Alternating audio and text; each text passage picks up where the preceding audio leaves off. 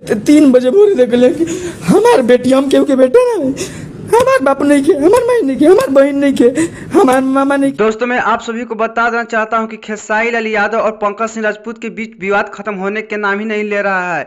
और इस गाने में बाप बेटे के जिक्र भी किया गया है, जिस गाने का टाइटल है कृतिया के गाटा, जो अपने आप को बड़का रिक्सी स्टार बताने वाले पंकज सिंह जी के द्वारा गाया गया है, जो कि बहुत गलत किया गया है। और राजपूत समाज पंकज सिंह राजपूत के सपोर्ट में नहीं है, क्योंकि उन लोग जानते हैं कि पंकज सिंह राजपूत दूल्हा किस्म का इंसान है और गलत गाना को गाया है। और मैं अपने आप को रिक्सी स्टार बताने वाले पंकज सिंह राजपूत जो खेसारी लाल यादव जी की बेटी पे गाना गाए हैं, वो बहुत ही गलत किया गया है। और मैं बता देना चाहता हूँ कि खेसारी लाल यादव जी के टीम के द्वारा उन्हें कुटाई भी किया गया है। और उन्हें लाइव में आकर आप शुरू में देख ही लिए होंगे किस तरह रो रहे थे।